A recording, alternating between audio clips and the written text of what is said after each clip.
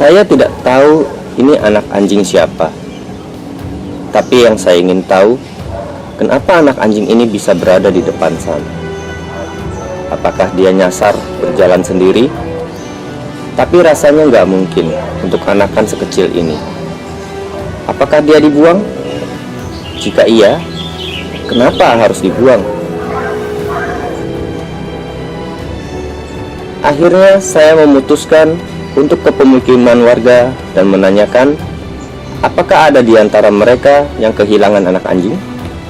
Dan hasilnya, tidak ada satu orang pun yang mengakui kalau ada yang kehilangan anak anjing. Akhirnya saya harus membawa anak anjing ini kembali ke kennel, di mana istri dan anak saya sudah menunggu. Dan setelah saya menjelaskan semuanya, anak saya pun bertanya, "Ya sudah, buat aku aja." Sesaat saya sempat terdiam sebelum akhirnya istri saya berkata, "Ya udah, kasih nama Coco Maroco aja." Awalnya saya sempat merasa ragu untuk memelihara anak anjing ini dengan pertimbangan memang sudah banyak anjing di tempat saya. Dan jika anak anjing ini dipelihara tetapi hanya dikandangkan saja, I think it's not a good idea. Better I give him to someone who can pet him better than me.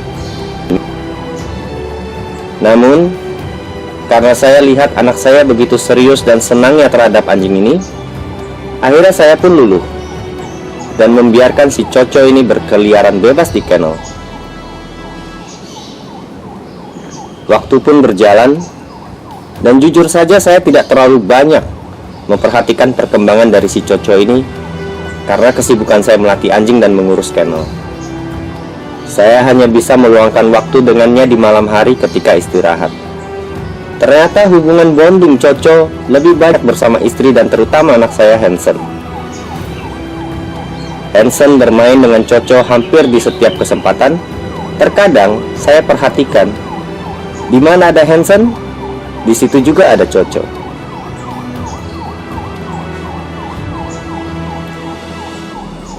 Entah di saat Hansen bermain, tidur, saya lihat Coco memang ada di sampingnya. Bahkan Coco pun tidak menunjukkan sikap agresif yang terlalu berlebihan ketika Hansen terkadang bercanda terlalu kasar terhadapnya. Begitu juga terhadap teman-teman yang datang dan yang sempat menginap beberapa lama di kennel ini. Coco juga mau bermain bersama mereka. Bahkan sampai berbulan-bulan teman-teman ini kembali lagi ke kennel ini, Coco seakan masih ingat dan menyambut teman-teman ini. Karena saya tahu, jika orang asing yang datang, pasti dia akan menyambut dengan gonggongan yang berbeda.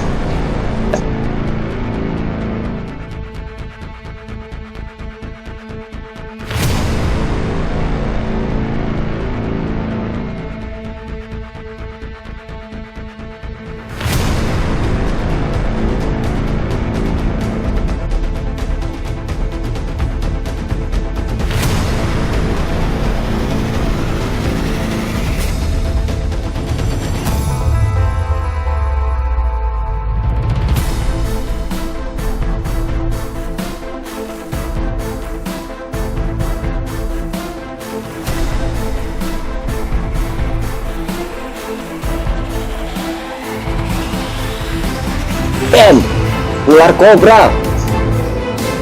Saat itu saya sedang membersihkan kandang dan istri saya sedang di dapur.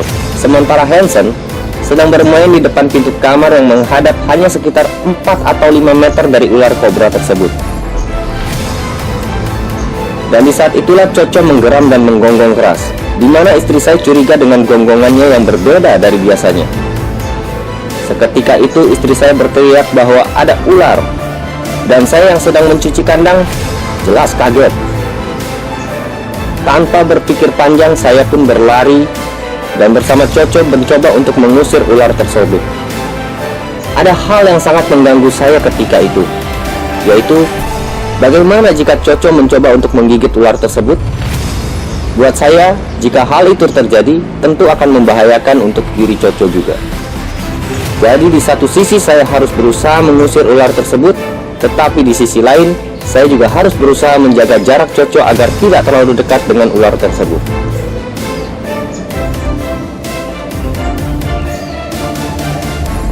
Puji Tuhan, akhirnya ular tersebut pun berhasil kami usir keluar dari pagar kennel.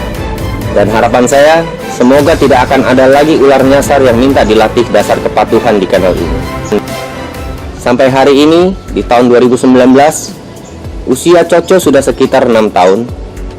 Aktivitasnya pun masih sama, mulai dari mengejar tikus, kentut sembarangan, bermain dengan Hansen, menemani saya dan teman-teman yang lagi ngumpul di saung, menemani saya yang sedang bekerja di depan laptop seperti sekarang ini, sampai tugas utama dia menjadi The Guardian of Blackface Kennel. Sampai saat ini, saya masih belum menemukan jawaban. Kenapa masih ada orang yang tega memperlakukan anjing dengan seenaknya? Saya memang bukan dog lover sejati. Saya juga bukan manusia yang sanggup menampung anjing-anjing terlantar. Saya mungkin juga tidak bisa berbuat terlalu banyak untuk membantu anjing-anjing yang bermasalah dalam kehidupannya. Tapi, saya masih punya hati untuk tidak menyakiti hewan ciptaan Tuhan yang luar biasa ini. Di saat kita memutuskan untuk memelihara seekor anjing, di saat itu juga anjing tersebut memutuskan untuk menghabiskan seluruh hidupnya untuk menemani kita. Jika Anda tidak suka dengan anjing, setidaknya Anda bisa untuk tidak menyakitinya. In my opinion, dog is God's amazing creator ever. Salam.